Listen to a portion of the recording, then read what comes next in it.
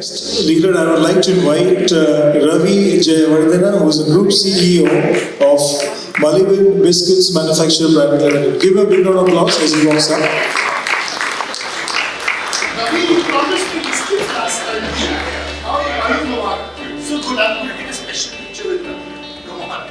I'm not giving him. I'll get a special picture with him. And now I request you to meet the gentleman, Ravi.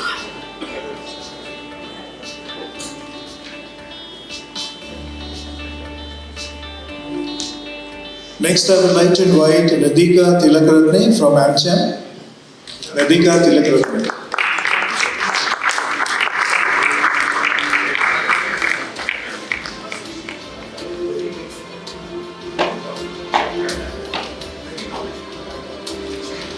Wow.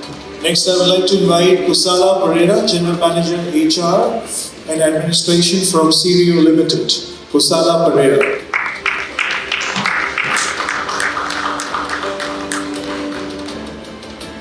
Congratulations. Next, I would like to invite Nadisha Raja Karuna, Manager HR from Sri Lanka Institute of Nanotechnology Private Limited. Wow. What a wonderful lady you are.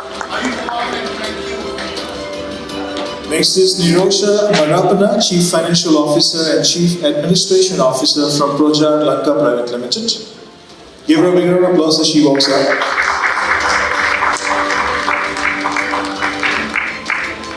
Next is Prasanna Leonarici, Director and CEO from Maverick Consultants.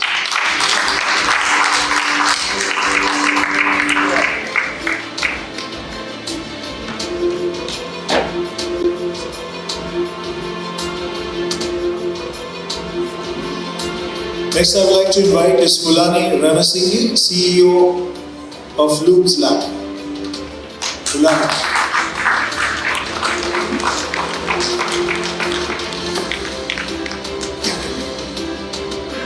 Next, I would like to invite Dr. Sanjeevani Lianarachi, who is the Vice Chancellor of KIU University.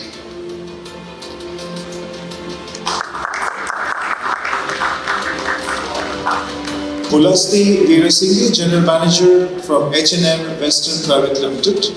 Pulasti.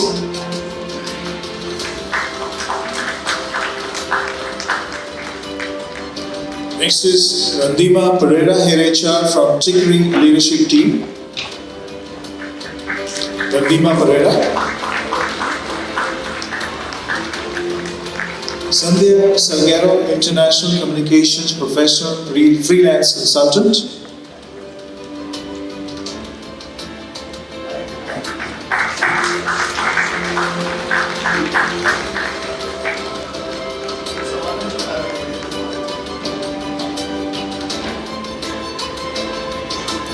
Next is Senuri Munasinghe, Attorney at Law and Head of L&D from Synergize Private Limited.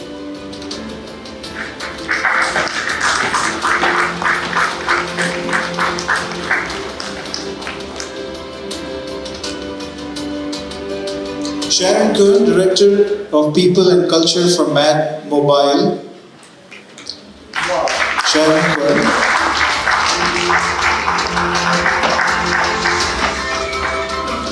Next is Sonia Thayakaran, CEO and founder of Recruiting by Sonia.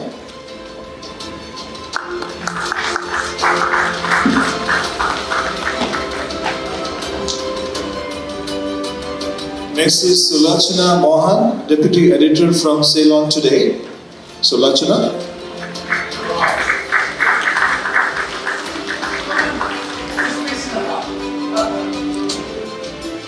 Next is Sureni Vijay Freelance HR Consultant. Sureni.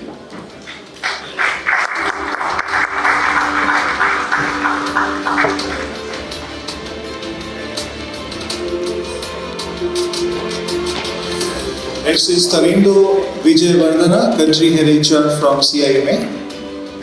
Country Head Sri Lanka from CIMA AICT. Vidya Jayasinghe, Senior Manager HR from Finlay's Colombo Limited. Vidya.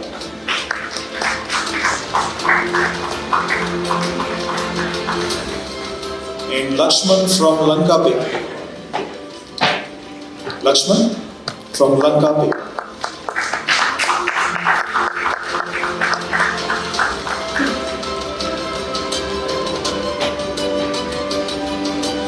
And Onaya Kulatomi. Onaya, please come on stage.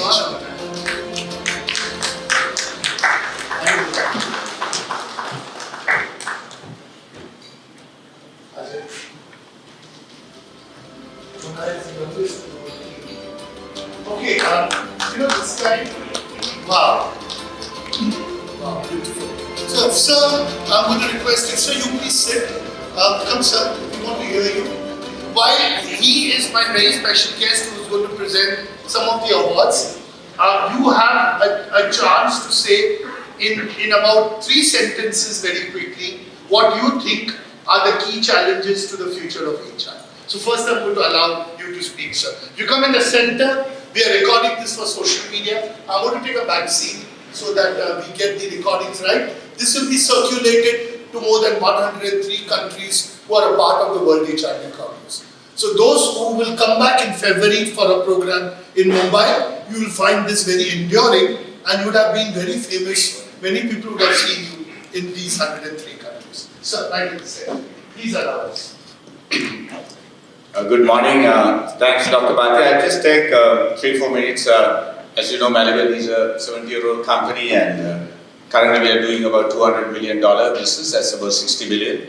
And if you take the last perhaps 5 years, we had the COVID, the forex crisis, and still the things are pretty challenging. So, but as a company, we have grown tremendously, both the top line, the bottom line, and the people happiness factor, because I think a lot of HR folks are here. I'll just take 1 or 2, I'll share with you what we have done, and I am sure that you can also adapt in your own companies. One of the things we started about 5 or 7 years ago, that hiring of people. Now in today's Sri Lankan context, people are pretty educated, whether you come from middle management or senior management jobs, they have the experience, they have the education. One of the things we did is to, especially the last 2 interviews, to look at the people's attitude side. So we grill them in a very strong way, because sometimes you see in a very resilient environment, if you're not mentally prepared to take those challenges, you can have the education, you can have the experience, it would work. So, and those people have done tremendously well. Though I am the group CEO, the board, all that is there, but it's 100% teamwork. So my first advice is that, because you see the education is becoming a very hygiene factor now. You cannot differentiate between education and experience. But end of the day, when you start working, you see that how people work in a team, for example, how you respect and say, okay, never say die kind of a thing. And that is somewhat we drive it in the company, and that has given enormous results. The second point is that we have seen that more, because we have about 4,000 people, and we do have about 10 GMs, and the more we work together, and it sounds easy, it's not very easy to implement. At the top, if all the noses are together, the results will come. And I saw it, I'm in the PIM board, there was a research done about 30 companies. If you take the synergies, is the best case scenario 1 to 10, and 1 is the worst, and it's roughly about 4.55. So that's where all the noses are not on the same direction. So during the crisis, 2 crises, we really said there's no single hero. We work together, we are pushed to the wall, and teams supported each other. And that's the culture that we are inculcating, and it has worked. And I think that's something we are proud of. And in a very challenging environment, one of the things you should do is not to play the game to survive. You must play to win. You must look for new opportunities. Again, in your mindset. I'll give you a simple example what we have done. We, in our biscuits, milk and all those categories, we are doing pretty good. But we wanted to grow like 10 times in 3 years. Because that's a growth mindset. Like in cricket, India is also pretty popular in cricket. So if you play for a draw, you will lose the match. If you play for a win, at least you will end up with a draw. That's how the game plays, right? So it's your mindset. So we wanted to grow 10 times big growth and under tough conditions, and that's where the team came. It's not my idea. Team came, so we'll conquer India. And India is a big fish. And then we spoke to Reliance, and Reliance, now we have started, Reliance is the biggest company in India. 2 years ago we started with Reliance. We are manufacturing biscuits in India. I'll give you a small sort of a synopsis on that. Total Sri Lankan biscuit market is about 9,000 tons, consumed for a month. Maliban, and there's another big manufacturer, plus 40 manufacturers. 40 guys produce 9,000 tons and people consume. Sri Lankans eat a lot of biscuits, 22 million people. Now Reliance, that's for a year, it's about 100,000 tons. Reliance is going to sell 100,000 tons of Maliban biscuits for a month in 5 years. That's their plan. You can imagine, because if you are big in India, you are big in the world. So Maliban will become one of the largest brands in Asia, probably in the world. Now that journey we started through the people, because we thought, okay, we must grow. Leave aside the challenges what we have. So all in your mind. I just, before I sum up, I sponsored the All Blacks under 85 team to Sri Lanka. You know, they are the best, most successful team in any sports for the last 100 years. New Zealand All Blacks, their success rate is roughly about 80%. And I had good conversation with their coach when they came. They played with the national team, they won both matches. He said, rather, the key success of All Blacks last 100 years perhaps is that they have a very good concept called, there's a fundamental difference between the team of champions and a champion team.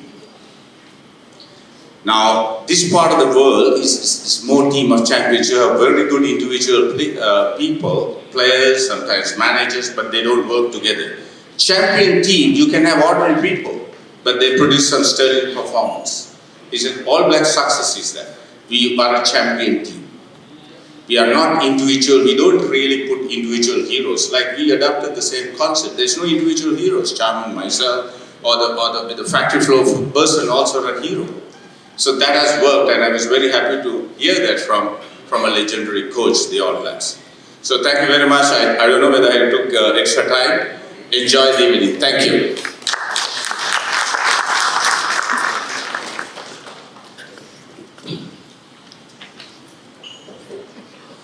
Thank you very much, Dr. Bhatia, Asif, for the opportunity. I don't know whether I had to complete in 3 sentences, so was that the thing? Okay, so to make it short, Lakshman again from Lanka. In some way, I think entire this community connected with Lanka in some way, because on the salary days, you will remember how your payment is made. That is through SEMSwitch, the product of Lanka Pay. So that's about company. And to talk about HR, I think the challenges today are to manage expectations of employees. One thing in the past we would have been taught about, say, the key result areas and all that. But managing employee expectations is a challenge currently. The happy or engaged employee today might not be in the same stage tomorrow. So managing employee expectations is the key factor in Lanka Pay. So as far as possible, we have teams, we call it, we have 10 floors in the building. So each floor we have floor ambassadors, and we have made sure with the HR team to empower the floor ambassadors to make them the HR lead of the floor. So that is little bit about that basically we practice in Lanka Pay. Thank you.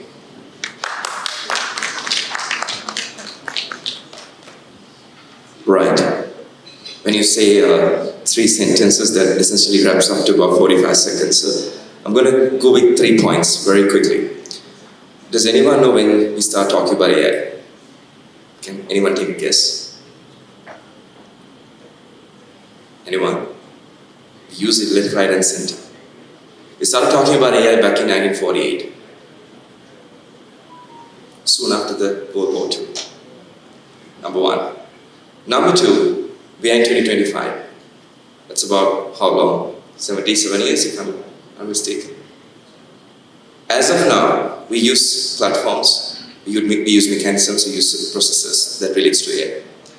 But as people, I think it dials down to three factors. One, are we willing to learn? Two, are we willing to unlearn the things that we do?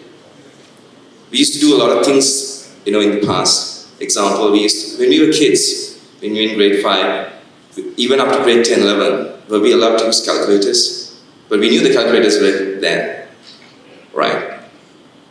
So then we went ahead. We are now using calculators left, right, and center. So are we willing to learn? Number two, are we willing to unlearn the certain practices? And then number three, are we willing to relearn?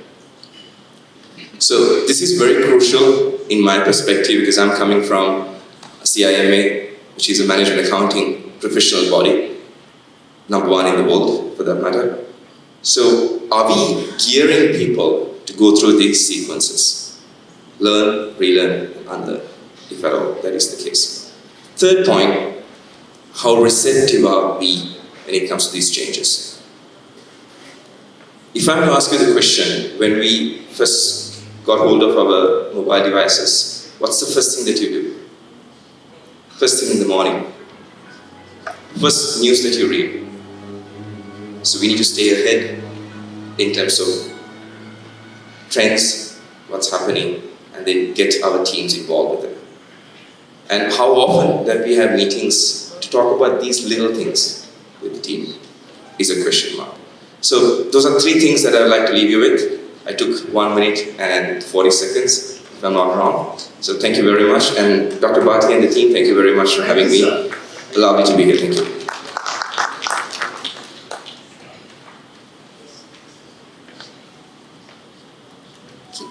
Good morning, everyone. Good morning. Good morning. So, thank you very much for the opportunity. You can see there's a crowd here, so I'll make it short and simple. So, for those who don't know me, I'm Sonia Chinna Dayagal, and I help senior leaders to transform their careers by leveraging LinkedIn. So, I have helped professionals both locally as well as internationally. So, from an HR point of view, especially from a career perspective, what I tell my clients is walk the talk, right? Because at the end of the day, people will remember how you treat them, right? So I'm sure all of you all have MBAs and some sort of education and qualification, and we have rich experience. But what makes this person A to B unique is your words, how you treat them, right? So, because ethical leadership is very important. Because we heard recently how a prominent CEO was fired due to an unethical issue from a leading MNC. So, when it comes to the challenges, it's very important. Number one, you walk the talk. And there's no point talking or writing several articles about treating everyone equally and also recognizing talent if you don't look at your own team member who is within your reach and you're discriminating that person because you're afraid of their talent and you have an ego issue. So you're contradicting yourself from what you're preaching to what you're doing. So I feel personally that you need to walk the talk, then you can reach the top, right? And secondly, when it comes to AI, yes, people ask AI, but I feel there's a huge potential in terms of HR as well as in career management because HR professionals who know how to leverage AI will replace those who don't. AI will not replace HR, but if you know how to leverage AI, especially platforms like, for example, how you can link AI with LinkedIn and all, I'm sure sky is the limit for you. Right? So thank you very much. $1 million.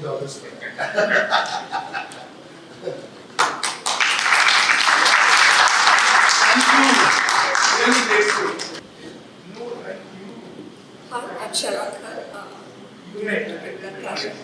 So I come from an IT industry, which is a very volatile industry right now. Talking about AI, I know it's a buzzword AI, artificial intelligence, but when it comes to HR, it's not a tool per se. It's like a decision-making partner today. So it's a mix of humanity and technology, right? If you put it right, you can get great results. And also one thing for the folks here in HR, don't worry, you're not going to be out of your job. Artificial intelligence, AI per se, cannot empathize, right? You have a lot of colleagues who come to you, AI cannot empathize, so number one. And also it cannot be creativity, it can't replace creativity. And also, I think one of my colleagues in the previous discussion also mentioned, it cannot replace ethics. So these 3 points are very key. AI cannot replace, right? And also, my colleague before, previously also mentioned, is about a tool, area. If we can upskill, there's a great potential. So if you look at HR per se, there are opportunities right now to create dashboards. So if you are very fluent in AI, opportunities are there. So it's about upskilling and also being leaders. It's not about making fear of it to your colleagues or your teammates, making them ready for the future. So it's all about upskilling, reskilling. And also, and we do understand when it comes to AI, it's all about repurposing for some technologies. For example, if you're like in IT industry, certain like QE kind of development is done by just one developer. But there are developers that we look for in terms of AI. So the opportunities are there, though the artificial intelligence is out there. It's all about creating the opportunity and then making sure that you're upskilling and reskilling for the future. So that is my take. So don't worry, empathy, creativity, and empathy, creativity, and ethics cannot be redefined or changed by AI. It's within you. Thank you.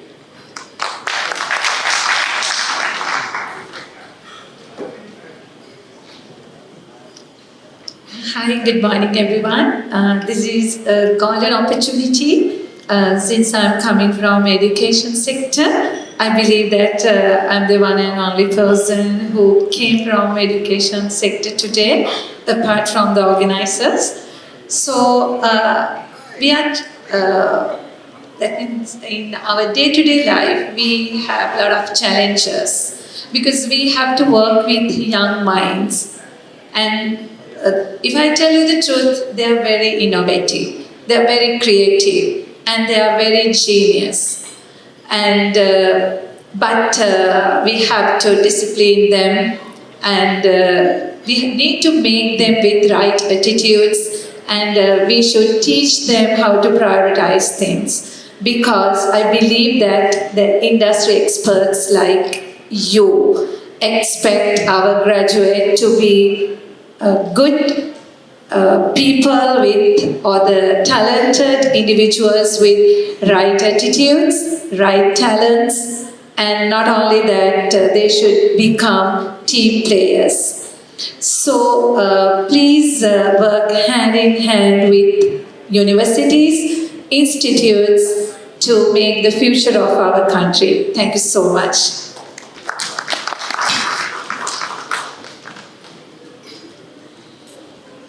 Good morning, everyone. I would like to share one the comment I got from the one was professor who is my teacher in University of Jayawardhanapura. He's the head of the entrepreneurship department.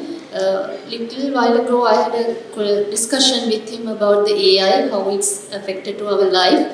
So when the discussion he mentioned, if you have a car and the block card, which one you are choosing? Of course, you are choosing now at the moment car. So that's the key point he mentioned. If you have a good way to develop yourself, you are obviously choosing that one. So we can use the AI also for creative our life and easiest for our life. So we'll use for the good things. That's what he mentioned. So when it's come to my company, so we are using AI. So we are getting some analytical tools and all for AI. So I mean that compare with my experience and all, I mean that it should be blended, that ethicals and some emotional feelings, those things we cannot get from AI. But we can use AI for easier our life and get the more less time and get the more successful decisions making. So that's what we are using in AI. And I mean, we had to accept the challenges, and the world is very challenging environment now. So we have to accept the challenges, and we have to find the good way to develop our HR functions and HR our people, especially management people. So that is what our company is continually doing this thing. That is our success. Thank you.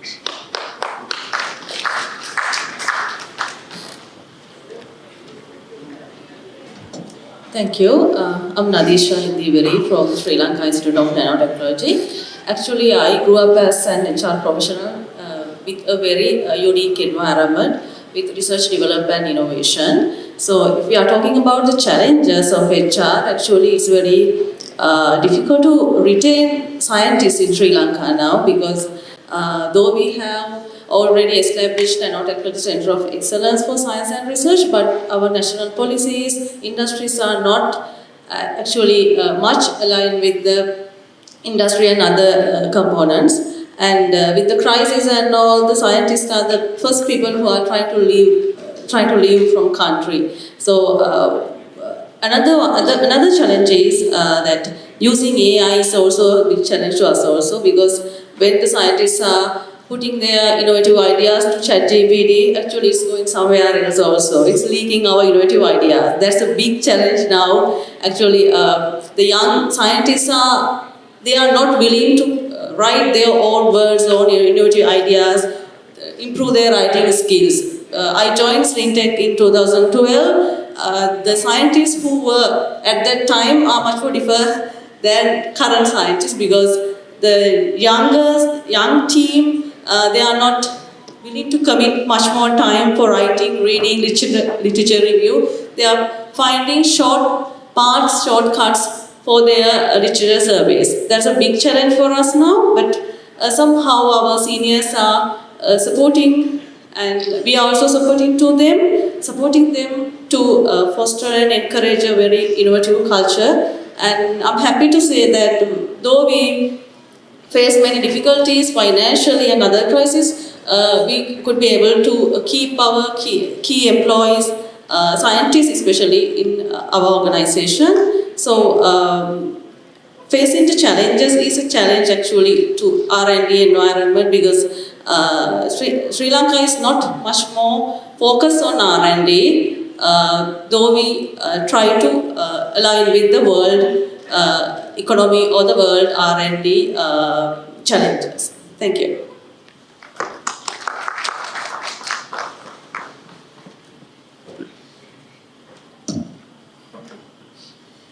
Good morning, everyone. So I'm Anaya Kulatunga. I'm the Managing Director at IIHRM. It was previously founded and done by my father, Anjiva Kulatunga.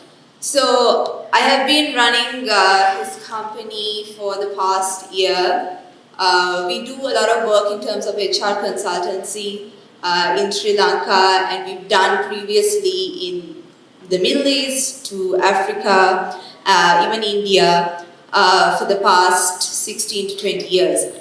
So, in terms of HR, what are the challenges that I see? Now, I am from Gen Z, right?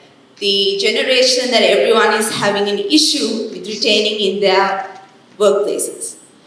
So, from being a part of that generation, I would like to share a few points on what I see as to why we are unable to retain them in corporates. Many of the Gen Z generation today, if you ask my peers, my friends, do you want to work in a corporate?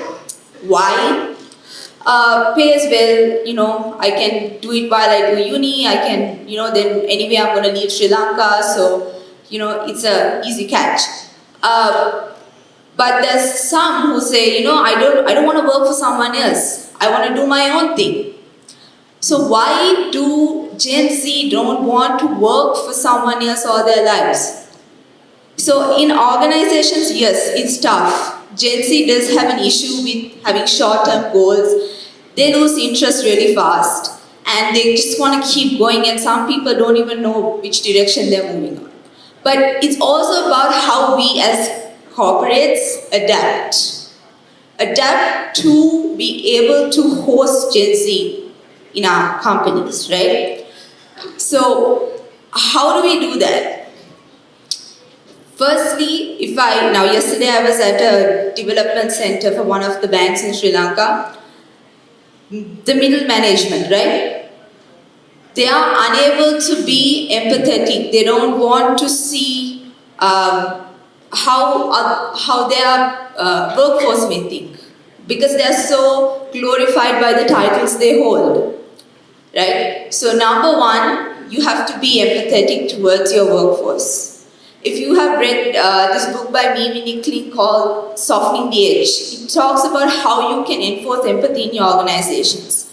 So without empathy, you cannot retain Gen Z. Because one thing, Gen Z, yes, has short-term goals, but they also want to reach milestones faster. So how are you in your organization able to create a ladder for a Gen Z employee to make them feel that, okay, yes, I am achieving and my boss appreciates that. Why many people in the current workforce, what they do is, "Kiyana de karanna," do what you're told, don't ask questions. You can't do that. It's Gen Z, and Gen Z is the current workforce of Sri Lanka, and they are the emerging workforce. So if you want employees in your company for the next 25 to 30 years, well, guys, you gotta start adapting, right? So number 3 would be helping your workforce understand the importance of competencies, right? Competency-based assessments, learning and development. When I ask my friends, I'm into HR, the first thing, "Appo, mage HR." They don't like their HR. Why? Because they feel like the HR is constantly complaining about them, right? So, why do they feel that? Because yes, the complaints might be valid, but it's about how you tell them that what they're doing is wrong. How are you going to be innovative enough to help your workforce understand that what they're doing is not right, without making them feel that you're complaining about them? Importance of competency development assessments, right? To show them, okay, you're not a bad employee, you have the knowledge, but this is where you're going wrong, and this is how we can help you. So yesterday when I was actually there at the Competency Development Center, they were unable to understand the importance of it. They weren't taking it seriously. The few people were coming at 1 p.m., half day gone. Why? Because their immediate supervisor is holding them back. The CEO may say, okay, approved, everyone has to be there. But if the supervisor doesn't understand that, then what's the point? So, being at the top, you also need to make sure that you're able to forward that message to your workforce. So, as an HR professional and being a part of Gen Z, those are the issues I see, and I believe that that's how you walk the talk. Thank you. Thank you, Ms. Kulatunga. I think, wow, I was really impressed by her presentation for someone very young. And I second her. I'm Nilika Thirakaratne. I'm from the American Chamber of Commerce. I'm the Secretary General there. And a couple of months back, we had the AmCham boot camp where we did have to mentor and make ready a generation of Gen Zs to join the workforce. It was not just about getting the mentees ready, it was also about getting the mentors ready. The mentors meaning some of our board members and members, I would say the CFO level, the CXO level employees in those companies were mentoring our mentees, but we had to prepare them. That's simply because we are not talking, and keep in mind, Gen Zs are here, but in another 4 to 5 years, we'll have Gen Alpha in the workforce as well. So we all have a lot of work to do in that aspect, simply because since I think, if I'm not mistaken, this audience is predominantly HR professionals, I would like to tell you it's not about training anymore. One of my colleagues here from Luminary Learning, I learned from Luminary Learning, Anton, I learned from him and Vidusha that it's not about training anymore, it's about coaching and mentoring. It's about understanding the new generation and not just ticking a box, but understanding that generation and getting them absorbed into your organization. So, as I've been asked to keep things short, I will. But absorb this, that it's not just another tick in the box for HR, it's not a training program, it's a lot more work. It's engagement, connection, and making sure, like Ms. Kulatunga said, that you have a workforce over the next 20, 30 years. Thank you.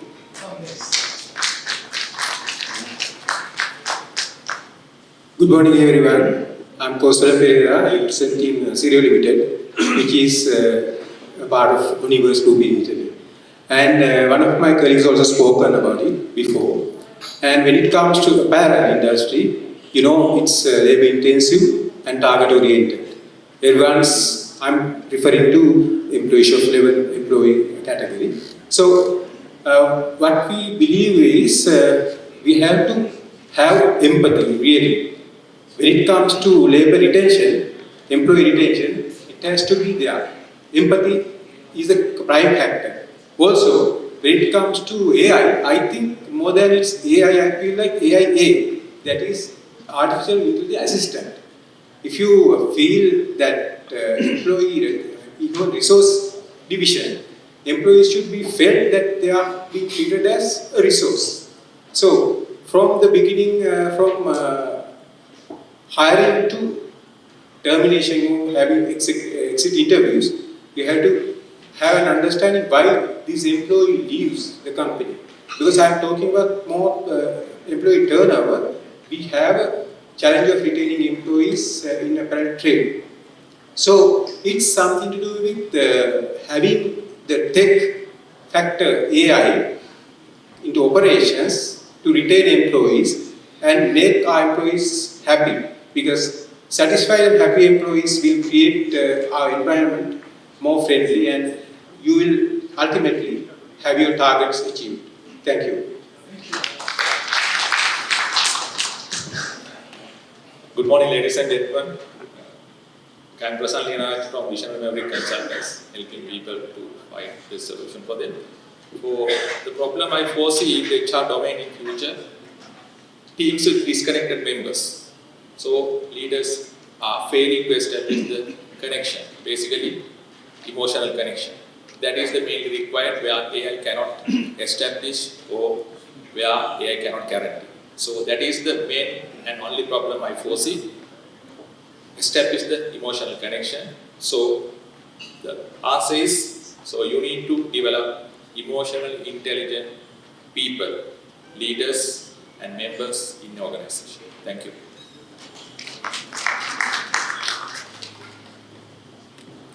Hi, good morning everyone. So thanks a lot for having me here. And to tell a bit about myself, I'm Pulan Ranasinghe. I'm the founder and CEO of Loans Lab, and also I work as a country manager for Bodio. In Loans Lab, we do digitalization. We are heavily into government digitalization. We digitized entire medical supply chain recently, and also we have hospital management systems, occupational health and safety management systems, so to make your life easier.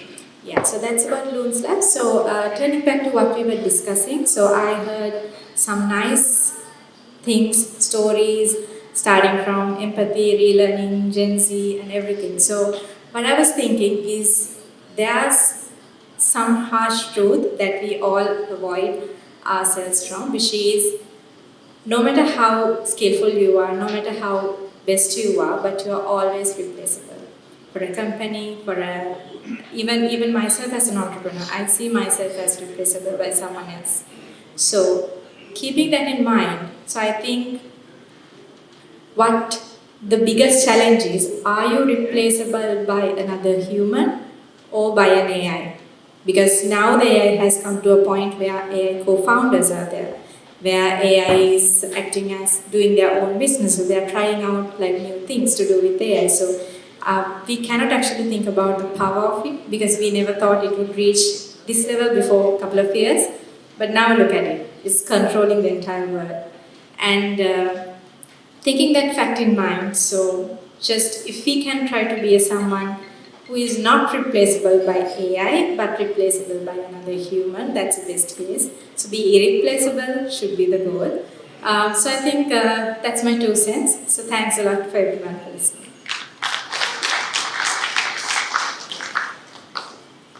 Hi, good morning. Right. So, I'm Pulasthi Veerasinghe, certified CMI consultant and currently general manager of a seafood export company. So, let me start with our young lady's point. I really admire your point because she's representing Gen Z, right?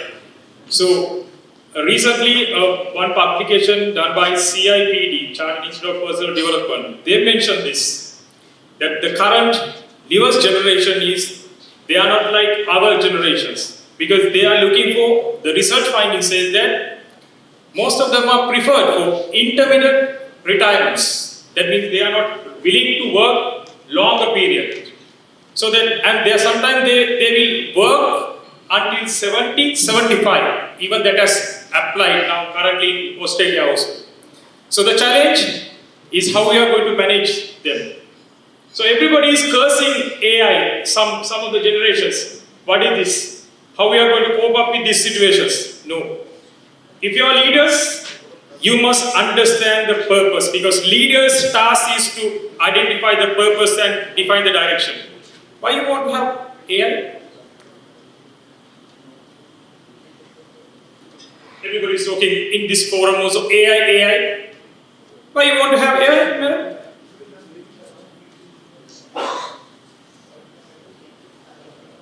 Yeah, what are the benefits? Yes, we want to make it we want to efficient, we want to speed up our processes, and we want to have a decision-making support. Never ever replace decision makers. We want to have decision-making support tools and efficiency, speed, and consistency. So these are the things we are expecting. So, as one panelist mentioned, that we can't see the empathy in the AI, right? So the leader's task is to harmonize these human needs and the AI. So remember, the last note is, in an AI era, intelligence is not going to be the competitive advantage. It's the wisdom.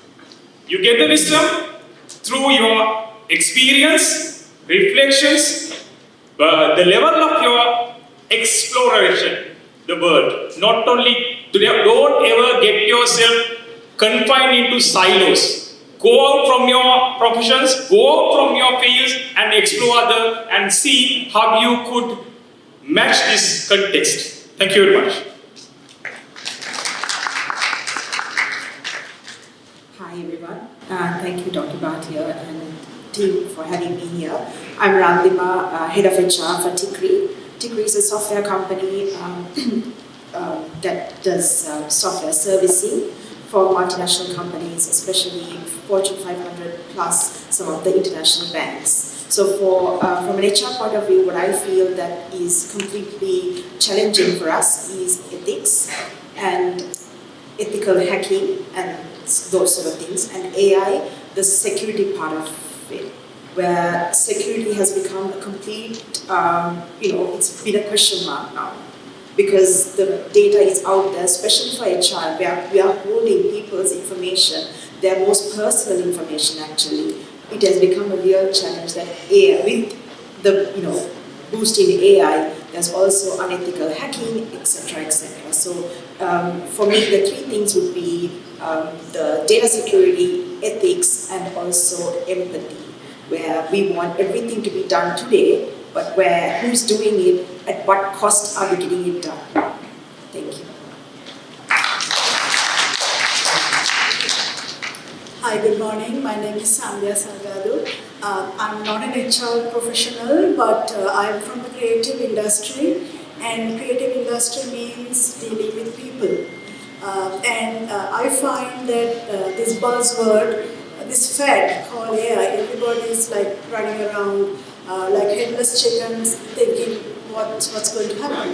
But in my mind, there is a very clear differentiator between the rational and the emotional mind, the left and the right brain. And personally, I feel that when we are dealing with people, the emotional quotient is most important, and I'm really not sure whether AI can ever replace that emotional quotient.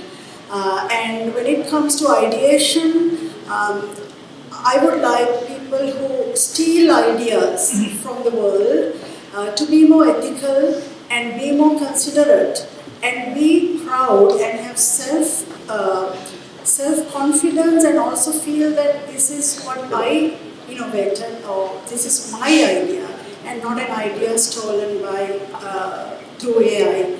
An idea that has been generated by somebody else.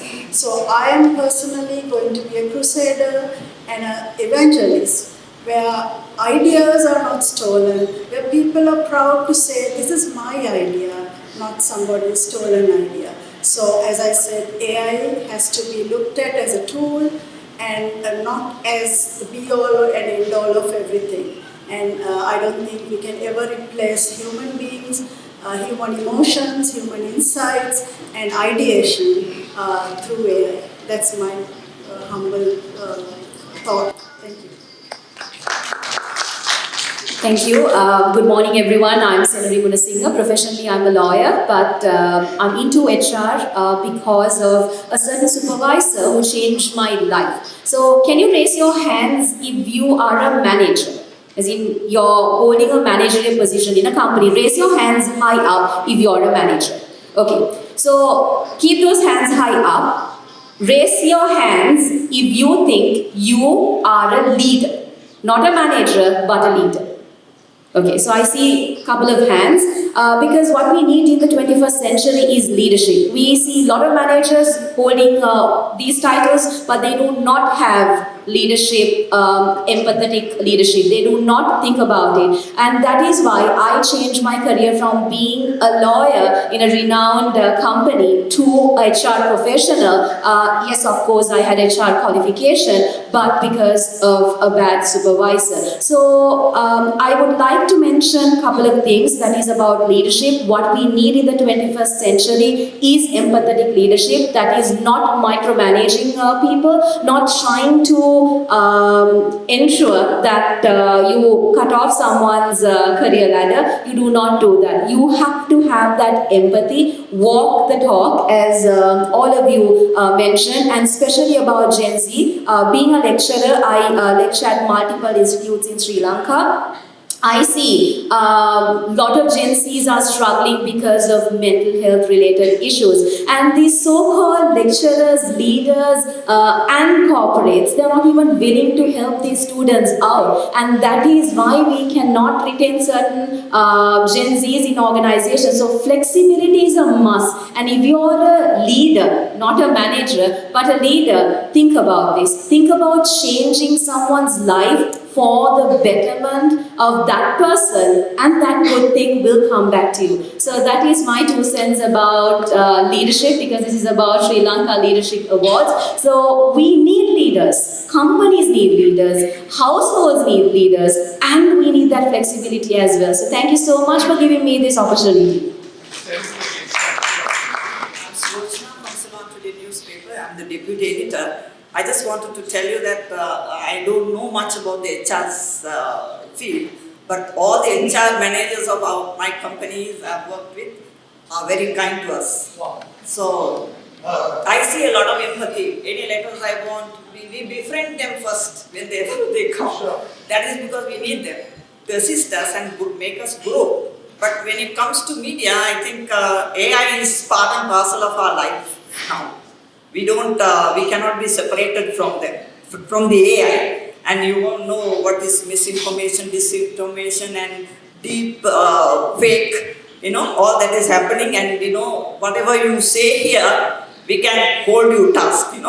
So that is how AI is. So make sure you speak the right thing, say the right thing, be accurate, otherwise we will follow you.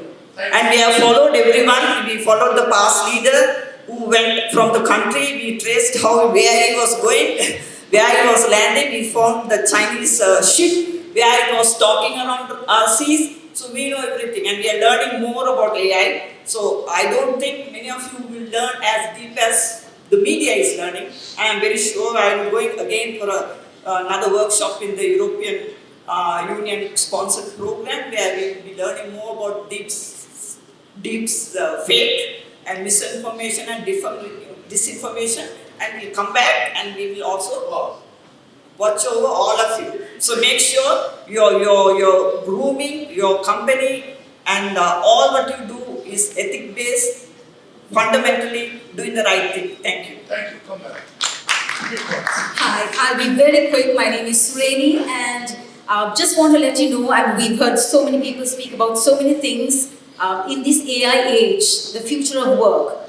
So we've heard about banes and boons of AI and so on. So I for myself, I've worked in multinational companies, international companies, and even local companies. And yes, as Gen Z and I have said, I've now moved to my entrepreneurial venture.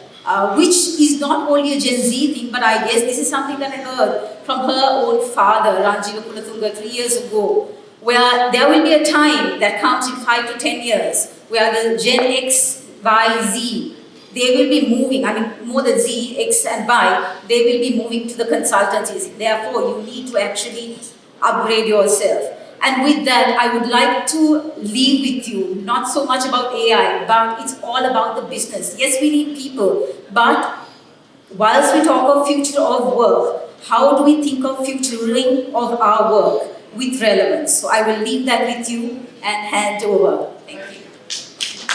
Thank you. I will go on. Just like Senori, I'm a lawyer turned HR professional. Having worked in multiple industries, there's something I fervently believe in. Every single human being is a masterpiece in making. And all of us here in this room are in the business of helping every masterpiece become a better masterpiece. So with that being said, what I want to add to the discussion over here is one, it's important for us to have a growth mindset in everything we do. People are informed, there's information everywhere. So us as HR professionals, how do we keep them inspired? That is our challenge.